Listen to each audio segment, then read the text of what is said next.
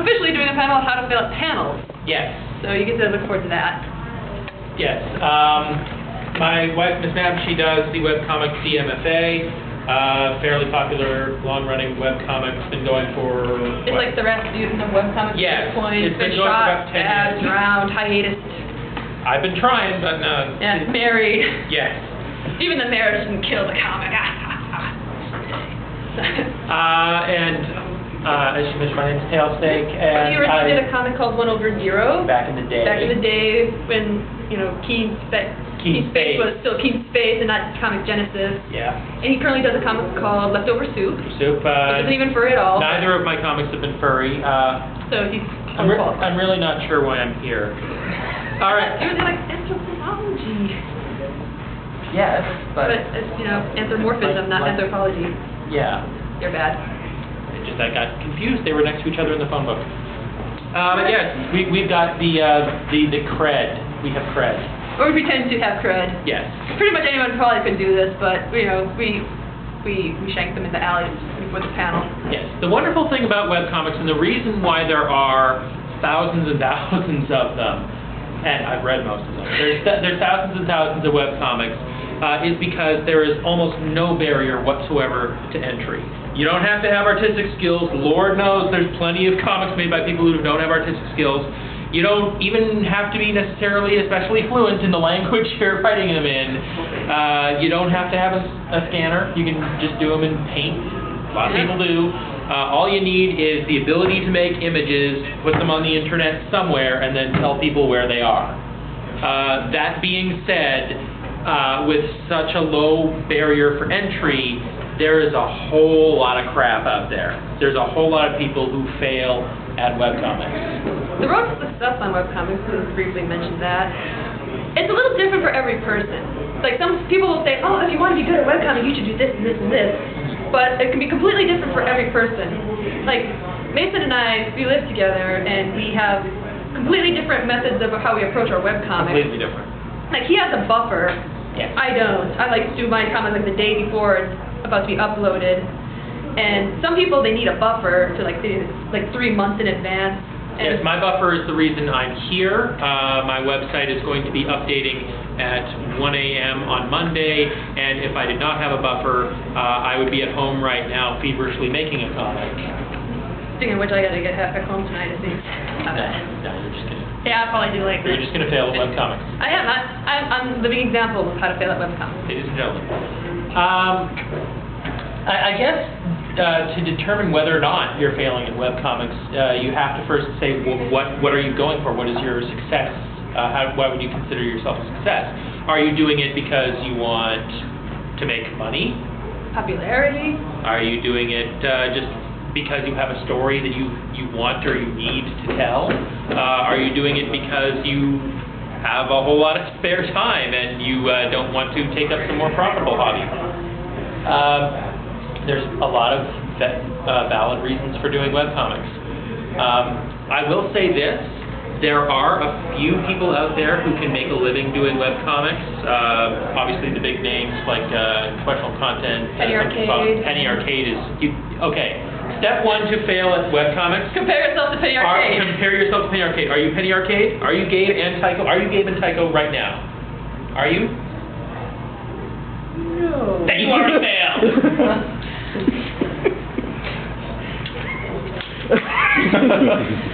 Continue.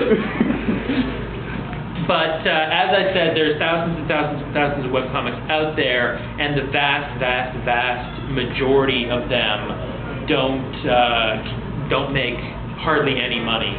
And even those webcomics who do make money, again, I mentioned with the exception of Penny Arcade, like I mentioned, Daily Dinosaur comics. Yeah, comics like that. When you work out how much money they make versus how much time and effort and love they put into what they do. Versus a job at Walmart. Yeah, they make less than minimum wage. They can live off of it, but they're making less than minimum wage. So don't go into webcomics if you're looking to make money. I'm just going to say that flat out. Have some other better reason for going into it. You might make some money. Don't go into webcomics because you're expecting to make money. A lot of people, when they are first getting their webcomics plan, they're like, okay, and I'm hoping in 1 year's time I'm going to have, you know, the updates thing. I'll have the store open. I'll have this going on, and I'll hopefully be able to quit my job and start doing this comic full time. It's like, and if every one of my readers were to just donate $1, don't ever think that. Don't think that. Like. Not going to happen. 50% of your readers the first year are probably spam bots, and you know, other people wanting to advertise on your site who are also in the same boat as you, who is starting their webcomic, and you know, are trying to advertise. Yeah. Let's see. Well, we'll probably open up the floor for questions in a little bit, but we're going to keep rambling for a little while. Okay. When you're first starting your webcomic. Yeah, we'll start before the comic actually starts, because that's usually the big process. It's very dangerous to start a webcomic with multiple people on board the project. Oh yeah, no, there's a reason that Amber and I never work together. I mean, in it can theory, work in some cases. Yeah, in theory, I would write, she would draw, and everything would be fantastic. We know better than to do that because we would be divorced.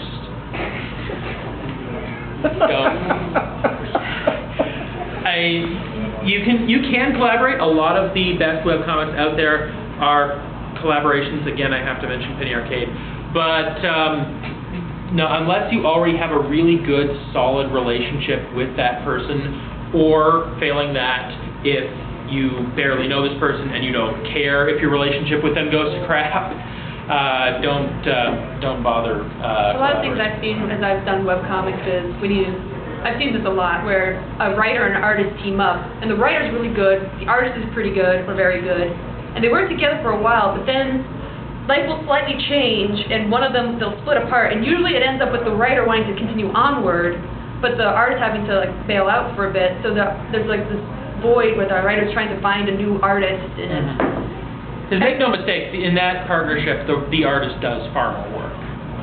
The writer, I mean, his talent is essential, or her talent is essential, but the artist puts in more hours. And the artist is usually the face of the comic in a sense. I've seen a lot of comics where they have writers and artists, and I know for a fact that the writers do a fair bit of work and they're creating stories in a lot of times.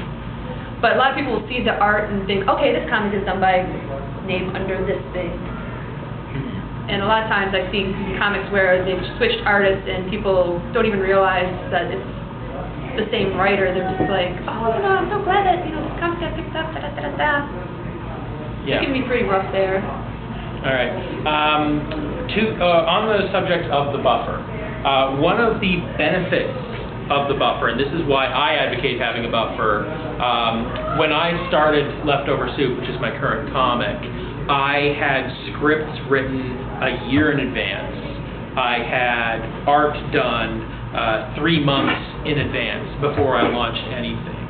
And there's two reasons for that. One is the obvious benefit that, you know, hey, I can be here. I don't have to worry. If I get sick for a week, my website is not going to, you know, have nothing on it. But the secondary benefit is you force yourself to draw the comic, to see, okay, is there some problem I'm going to run into? Is there some difficulty? Is there some character who's going to be hard to draw? And if you're making your buffer and you're only able to make that buffer at a rate of 1 strip every 2 weeks, maybe don't launch your webcomic and advertise you're going to be updating once a day. Just a thought. Because, you know, the speed at which you build up your buffer to begin with is a good indicator of how fast you're going to be able to produce strips on a regular daily basis. A lot of times in comics that I've seen, people will... One of the most important things, especially for new comics, is being able to maintain a consistent update schedule. Absolutely. Like, you can draw like awful, you can have mediocre writing, either or. But if you have a consistent update schedule that you can like time a watch to, you're going to end up getting readers as time goes by. It's not the fastest of things, but you're almost guaranteed to get readers if you're consistent. And a lot of comics I've seen some amazing artists come out and like we got an amazing comic, but then something happens that week and they can't really get to work on the comic in time, so they take a week off. And then like a couple weeks later it happens again, and then a hiatus happens. And the I've seen this happen with the more hiatuses that an artist takes, the harder it is to get back into the habit of things. And to do a webcomic, you often have to like self-inflict obsessive compulsive disorder upon yourself. Yeah. Being, it's a hobby, but it's also in some ways a hobby with a job-like tendency where you want to take it seriously in that regard. Yeah, with webcomics, you got the art, you got the writing, you got the updates, and the greatest of these is updates. If you have, good updates, reliable updates will take the place of lacking art or writing in ways the others won't. Now, that's not to say you don't need good art or writing. Holy cow, you need good art or writing. That's whether or not your comic is good. And that's what usually draws the readers there is like, hey, this art looks really good, or hey, this has a really engaging story. But keeping them there is the updates. Yeah. But people know that, hey, I know this comic will update every Wednesday. I'm just putting people will put in the thing, and on Wednesday, they show up. Because a lot of people like having a routine. And then, you get the loyal readers, if they know that they can, if it becomes a part of their daily life for a year, they develop an attachment to it. That's more than even if somebody has a webcomic that's got a larger, say, backlog, larger archive, but they only just saw it one weekend. Oh well, that comic went away, that's too bad. If you have a comic and they've been checking it every day for a year, and then something happens, all of a sudden they're like, hey, no, that was my friend, that was that part of my life that's gone now. And that's what you want, is to develop that relationship with your readers. You want to make them addicted. The first hit is always free, and then, they keep coming back. And the best readers that you can get as a webcomic artist are the ones who find your comic from word of mouth. A lot of people will they start their comic up, they put the PayPal button on, they go to Project Wonderful, and they're like, advertise, and there's like this little glut of people who show up, and they're all excited because they're like, oh, my comic's been only up for a couple weeks, and now I've got like over 300 people reading it, and then it tapers off for a little bit, and people get really frustrated because they're watching their hit counter. That's another thing. Don't watch your hit counter obsessively. There has never been a hit counter programmed that is a reliable measure of how popular your comic is. Generally speaking, I have found that a webcomic, to get to a certain level where you've got a strong, loyal fan base of people who like your comic and also, in some ways, like you, it's usually about a 3 years investment. Like the first year, a lot of comics just go, and then the first year. Like if you can survive the first year or the first 100 strips, you're usually getting into the good area. Yeah, it's sort of like being married. If you don't divorce within the first year, you're probably stuck with each other forever. To go with it. You're like, despite how much you might hate and resent the other person, you have to stay with them because all that paperwork and all that time and money invested. Yeah. I love you. I love you. Let's see, what else? Oh yes, initial character design. This is big. Oh, this is a good one. You're gonna design a character. I did make the mistake because I started my comic when I was in high school, so I made every single newbie mistake ever made. That's why my comic's like Rasputin. Yes. I had all my friends' characters in it. Don't do that. I worked with another person who was my friend at the time. Don't do that. I had, them updating the website while I did the art, and we wrote the story together. I choose you, Pikachu. I had Pokemon in my original comic. No, for the love of God. Like copywritten characters. That's okay. I'm not gonna make money on this. I didn't save any high-res files. I don't know how I'm still alive at this point. But when you make your first characters, the less you rely on other people, the better. Because when things start to go because things are gonna sooner or later go a little shaky. And the more you can rely on yourself, the better on that. And I've also learned this. When you're versus making your persona or your regular characters or whatever character, keep in mind when you're making a comic character, you're going to be drawing that character a lot. From different angles, hopefully. So if you only can draw a K9 Fox character who's looking this way, and that's the only thing you can draw, you're in for a world of hurt. Yes. When you first make your characters, when you first make your cast, draw them from the side, draw them from the front, draw them from the back, draw them from the top, from the bottom, draw them angry, happy, sad, shocked.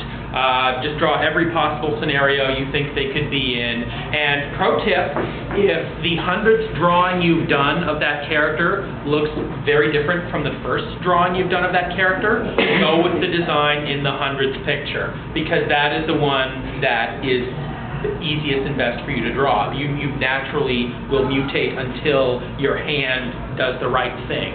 In my own comic, there's characters I've introduced, and you can actually see over the course of time the character simplifying as I drew them. I did like the initial drawing, and I have one character who was like all spots, and I had one character who was all stripes, and I realized partway through at one point I had a horse character who had a big patch on her nose, and I realized at one point it disappeared, and I had to like look back in my archives to figure out where it went, and I'm like, no one noticed the stripe gone. I'm leaving it alone. Yeah.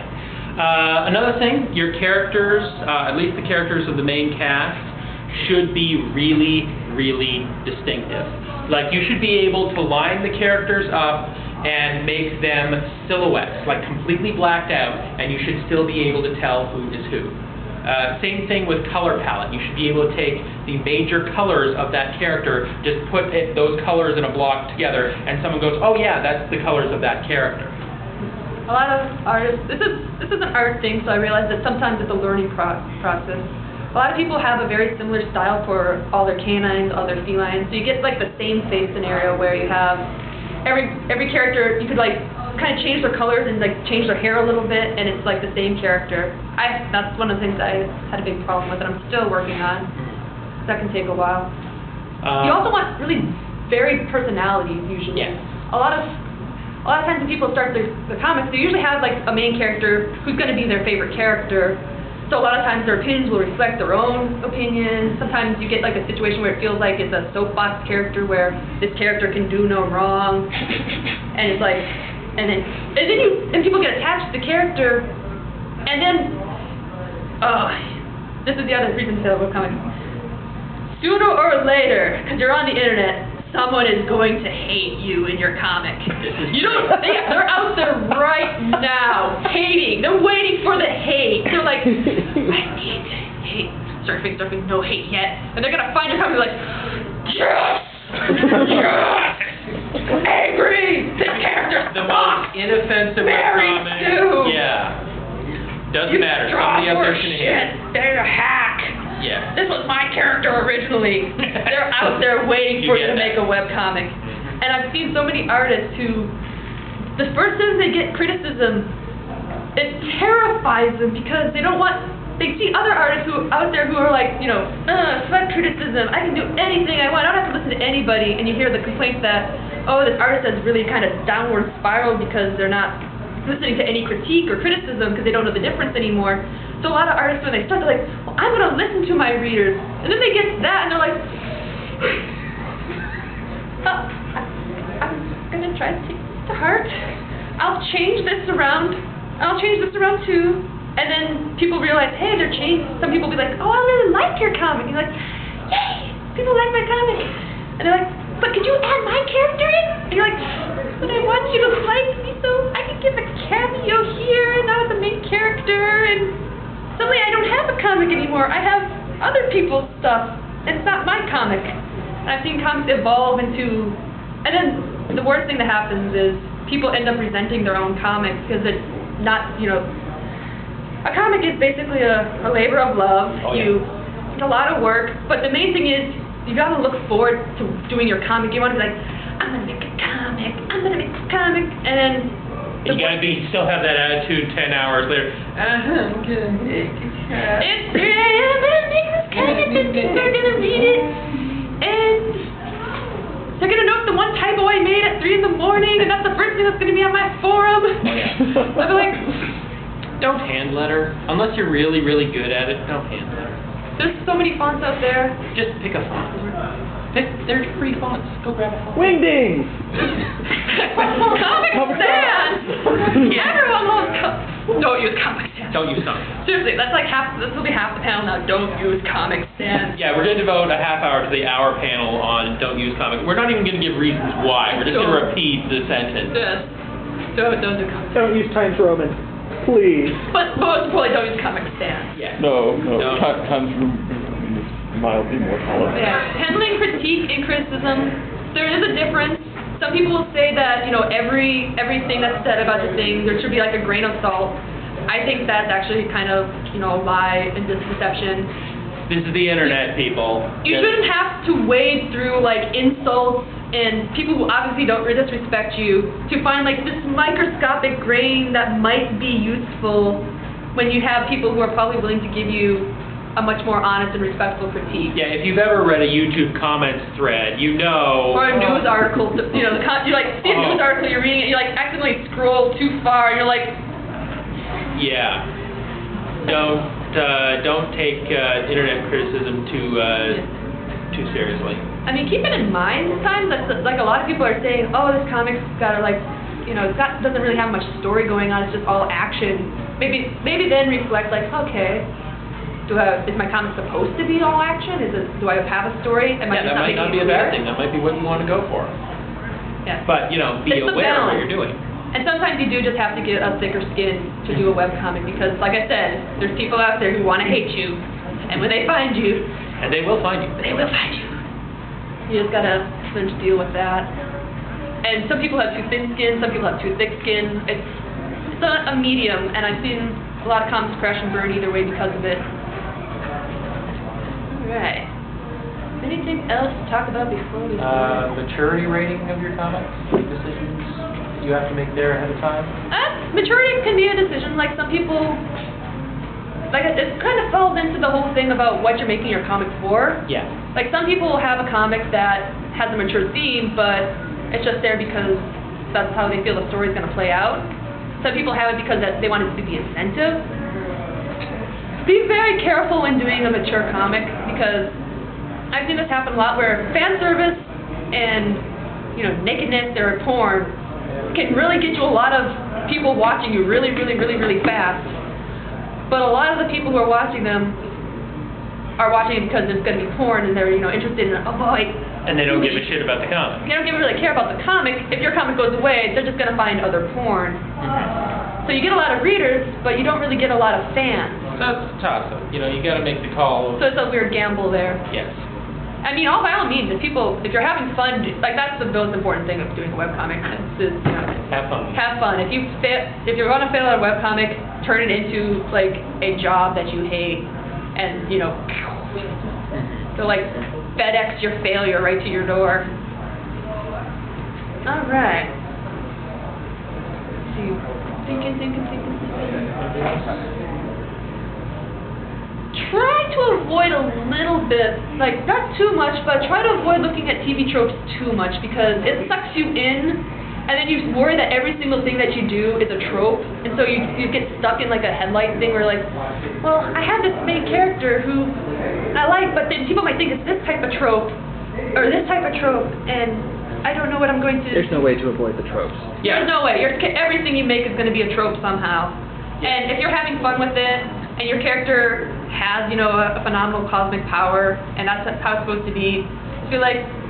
Okay, that's fine. That's what I wanted. That's what I you was want. going for. And that goes back to the critique thing, is if someone critiques something, and it's actually they're critiquing something because they just don't like it, that's a critique you can ignore because it's a preference and a style thing. Yeah, like if someone bitches you out for having a Mary Sue character, hey, maybe you wanted it to be Mary Sue. Like one of the most popular webcomics out there, At Least I Could Do, the main character is just transparently a Mary Sue character. But that's not necessarily a bad thing because that's what he's going for. Part of the point of the comic, and that's, you know, a big thing to keep in mind on. Let's see. Open it up for comments? I guess we could open it up for comments. Open it up for questions.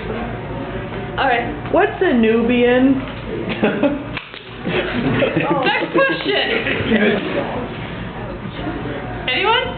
What do you feel about selling out your audience? I feel great.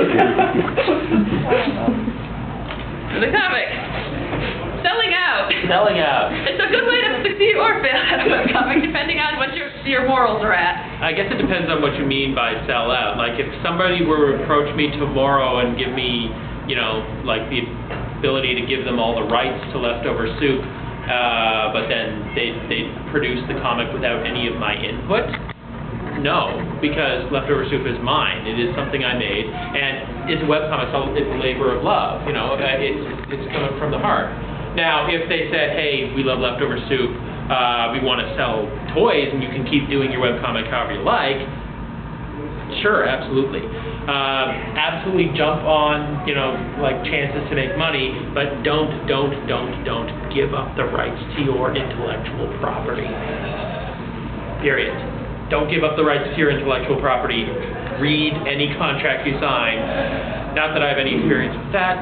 That's like a whole other panel on its own, regarding copyrights, because anyone who's been in the fandom knows how some people can get when it comes to the ownership of an idea, which can't actually be copywritten half the time. You can't copyright a hair color or, you know, a pattern or pose. But some people will say they can.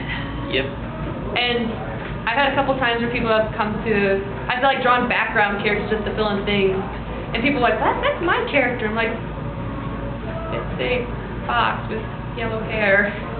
Yeah. It's just that's how it goes. Totally original character. Do not steal. Yeah. Copyright, watermark everything. That is something that I will mention. And this is a lesson that I learned before I did Leftover Soup, so now I do it with Leftover Soup. Every time I produce a Leftover Soup strip, I use template, and at the bottom of the template, it has the URL for my comic. Because anytime any sort of content goes out onto the internet, people are 99 times out of 100 not going to link back to you. And if you're surfing around, you see something you like, you laugh at, you're going to try and find where it came from to see if there's more of it. Easiest way to do that is if there's a URL at the bottom of the image. It's like one of the easiest ways you can advertise your comic in that sense, because a lot of people will save images, a lot of people will forget where the link comes from. But if you've got like a little URL that people can track back on like any image you do, you can usually hopefully get a person's interest a little bit longer. That being said, if you feel the need to repost something you think is funny somewhere else, please attribute where it came from. Seriously. I mean, that's just basic internet etiquette at this point. If you see a funny picture and you want to post it up on some message board, mention, hey, yeah, I got it over here, that's where to get it from. All right. Any other questions? Comments? Okay, hands up. Who else here draws a webcomic or has drawn a webcomic? You don't count! I ran it for a month. That was a month solid. Yeah. Maybe you should be on this panel then if you're I did everything wrong. You failed at your comic. He failed at his webcomic. That is really the only surefire way to fail, is to stop doing it. Yes. Yeah, that's how you know your comic has failed, is if you just one day throw up your hands and say, well, I can't do this anymore. I'm going to do something else, and then months later you come back and you're like, oh yeah, I have no interest in going back into this. Yep. Now, with anything else in life, the key is just show up. Just keep doing it. Half of life is showing up. Let's see, conversation. Is there any reason you recommend digital art over traditional or vice versa? Mostly time. Yeah, digital art is usually faster. Obviously, it lets you correct mistakes easier. Some ways printing is a lot easier nowadays because you can make the files and send them in a giant PSD to a printer, and they'll be like, oh, failed our first batch, time to reprint. They do that to everything. Absolutely. I would definitely recommend digital production for webcomics. That said, I've seen some really gorgeous real Oh, yeah. medium comics that are out there, and if people take the time on them and can pull it off, by all means, go for it. But keep in mind the consistent schedule thing. If this, I think Codename Hunter is a good example that I can think of. When she started her comic off, she was doing them in colored pencils, and they were gorgeous pages, but she could only like update almost once a month because they would take so long to do. And you get frustrated because when you're excited about your webcomic, you're almost as excited as your readers are when it comes to getting the comic out, because you're like, I can't wait to see people's reaction. I look forward to doing this update. Oh, I can't wait for this because this next scene's going to be really hilarious. When you've got a really slow schedule, you're going to get really frustrated because you're like, I want to get to that scene faster. Yeah, hard to keep the excitement level up. That's actually something is you have to manage not only the psychology of your readers, but the psychology of yourself. You have to say, okay, how am I going to feel about this? Not, oh, this is a good idea, I expect I'll still be excited. No, you have to expect, okay, am I still going to be able to keep this enthusiasm a month from now? And if not, why not? What can I do to keep myself motivated? Well, it's kind of along those lines, when you've kind of gone through different approaches to your comic over the years, as far as planning things out in front. I know some people, you almost look at them and tell, well, gee, they thought of this yesterday, and they drew it and stuff like that, and then other people, of course, you're talking about buffers and things like that, and doing the artwork and things like that. But as far as storylines, do you what all have you gone through as far as processes where you you have all this planning, 2 years worth in your head that I want to do this story and this is going to happen and this is going to happen and this is going to happen. And what do you kind of go through? What are things like for you now, and what have they been like, and what kind of thoughts do you have on that? What's worked best for you as far as? I'll let you start. All right. Well, I will say this. Like I mentioned, I've got scripts written up a year in advance. And I do have vague story ideas of significant stuff. They'll probably be a year after that. But you should be able, at any point, to sit down and say, okay, my main characters are going to X, like pull a scenario out of your head. They're going to go to a carnival. They're going to, do their laundry. They're going to have an argument about what brand of vodka is superior, whatever. And you should be able to make a little story. Even if it's a crap story, even if you're not putting it into your webcomic, you should be able to spit out a little crap story because you know your characters and you know what they would do. If you can't do that, you have a problem. I would say one of the most important things when it comes to a good comic, which is going away from our panel theme, I realize, but we'll detour for a little bit. If you have really solid, good characters, those can almost always hold the storyline themselves, because if you know your characters inside and out, they can make the story for you. Yeah. So it's like... That's definitely something I find with Leftover Soup, and more significantly, it was definitely something I found with 1/0, was I wouldn't have to script something. I would just sit down and put the characters in a situation, and immediately I would know how they would act. Like, I would just say, okay, obviously he's then going to say this. Oh, then obviously she's going to say that. Even if you have like a mundane thing, like imagining your character like going grocery shopping or something, and how they approach that particular thing, like are they like impulse buyers or what things. If someone asks you a question about your characters and you can actually like think for a moment and come up with a response, even if it's like on the fly. Yeah, that's something you want to be able to do, because it shows that you have a handle on your character's psychology. Having good, realistic characters is a little like having multiple personality disorder, because essentially you have their personalities in your head, and you know, well, okay, in X scenario they would obviously do Y. There are a few times, though, at least in my experience, where that can actually trip you up, because you'll be doing a storyline and you have like a general idea of what you're going to do. This is what I need to happen. Oh, this is going to be a problem, and then your character's heading towards that situation, and then you suddenly realize, oh shoot, that character's not going to respond that way. Yeah. So you're like having to detour, and so you're like, I don't know where this story's going right now. I'll be back soon. Yeah, try not to force a character to do something they wouldn't for the sake of plot. If you do have some backstory or throw in some other thing that explains that clash of their personality, of course characters' personalities should change. Don't be afraid to evolve your characters. Absolutely. And don't be afraid to let your characters do dumb things. Yes, they're allowed to make mistakes. They're allowed to not know things that you know. They're allowed to have opinions that you actually disagree with.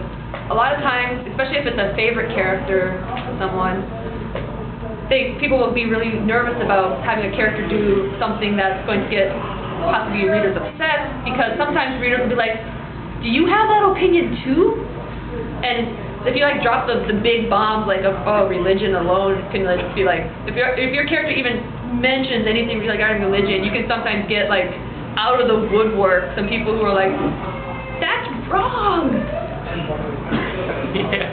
So you got to be prepared for your characters to be their own characters. And you need to be able to say to them, hey, I'm sorry, readers, but keep in mind what you are reading are characters. They are not me. And just because this character advocated, genocide of French people doesn't mean that I hate French people. It just means that I wanted to draw a character who hates French people for some reason because he's Canadian and he hates Quebec. And it plays into the big Paris storyline later on, yeah. Any other questions?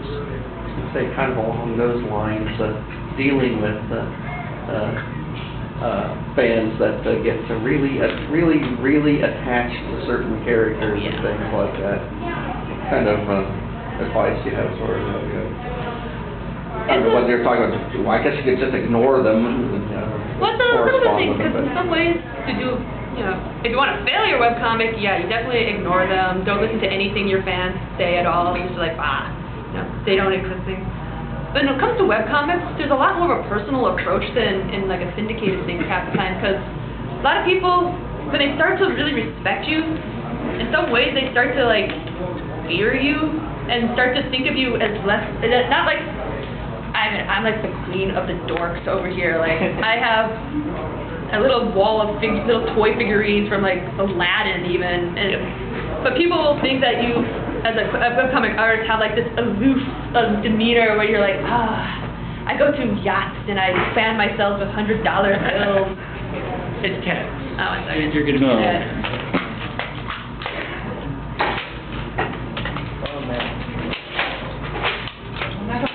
Oh, it's Jim! It's Jim! Oh no!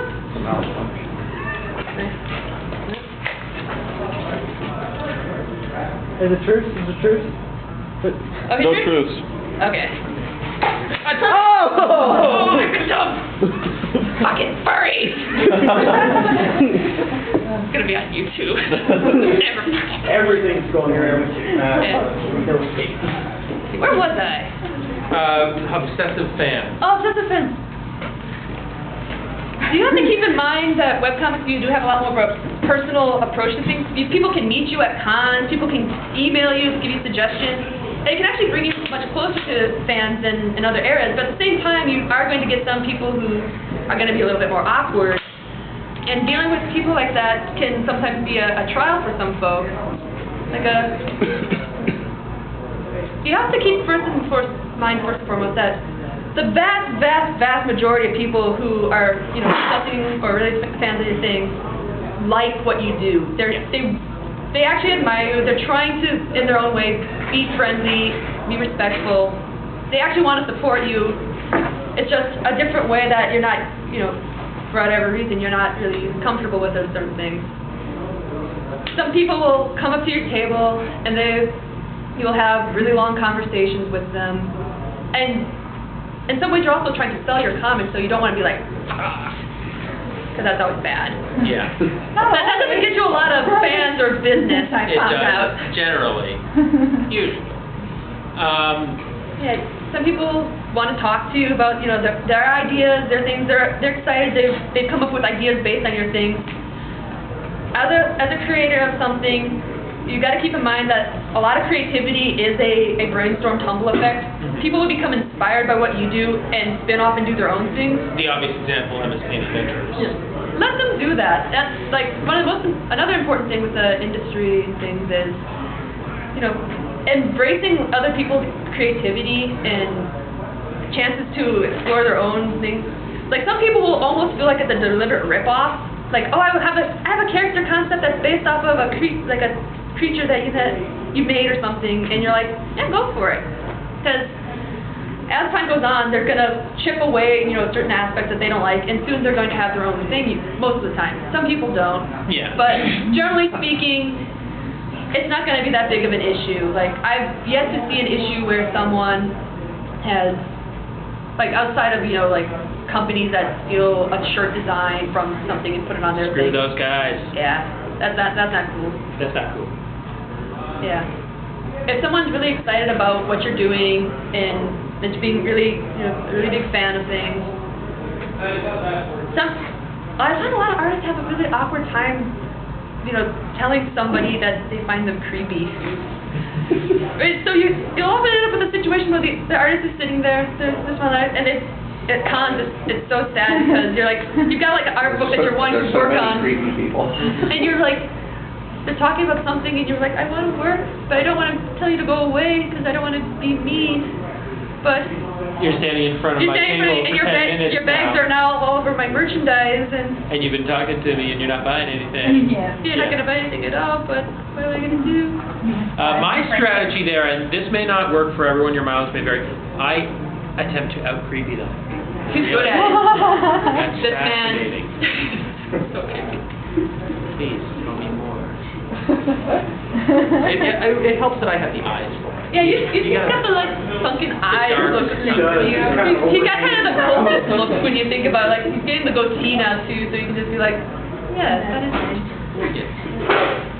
Yeah, the 6 nipple. Yeah, I like the 6 nipple Yeah. going on right now. Thank you to the person who left. Yeah, the person who escaped. Steal his camera! Oh no, that'd be good. But yeah. Any other questions? Let me sure I have any. Okay, that's already. So why am I loaded? Yes, look directly into the barrel to determine whether or not you're Yeah. Look directly into the barrel and then cut then arm the weapon. Yeah, if anyone else has any questions, by all means. Like, we'll start doing terrible things otherwise. Talk about horror stories of comic the making. horror stories. That sounds good. Alright.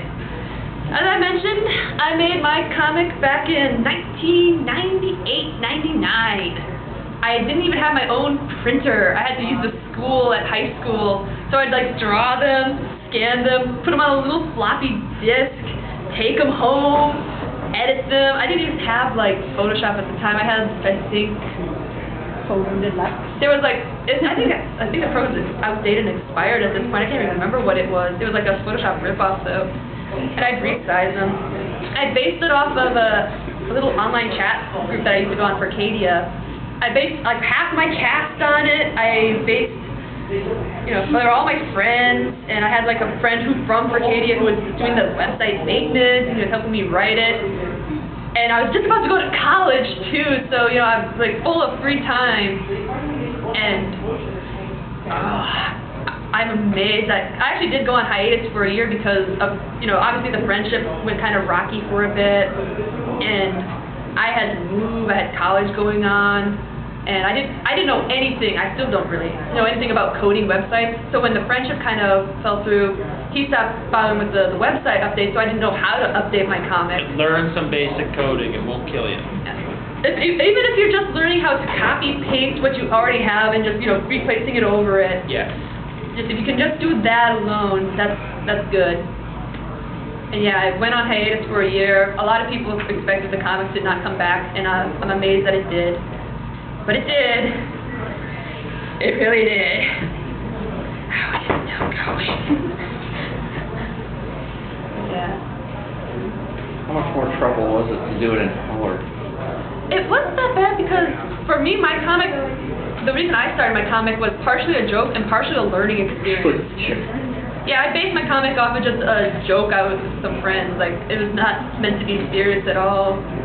But that's another thing to keep in mind, whether or not you're doing a serious comic or a more story-based one where you don't need a punchline at every panel, or do you need a 4-panel layout or a full page layout. But that's, up to personal preferences. Yeah. Let's see. But yes, horror stories. What, Like, I am amazed I have not had my butt sued 17 times. Like, I said, I don't think I've really succeeded too much because I haven't had lawsuits yet. yeah, when you get the lawsuits, you made the big time. Yeah, you've hit the jackpot when you've got the DMCA on your... My first lawsuit. Yeah, it's like your first hate mail. It's like, my first actually angry hate mail, and you save it. Save it, yes. I've got mine saved. I think I got it back in 2006. What were they hating on? I have to read it again. I think played Wildy. One of my characters, she's this kind of short little ferrety thing, and she's definitely not a nice character. She's a bit mean, she's a bit of a bully, and someone was just so mad at this character because she gets away with everything. So he was like really mad, and he thought I was like drawing a really awful comic because I make married two characters who get away with being terrible to the other cast members, and I should do something to like make that character pay. I'm just like, so pretty. It's cute.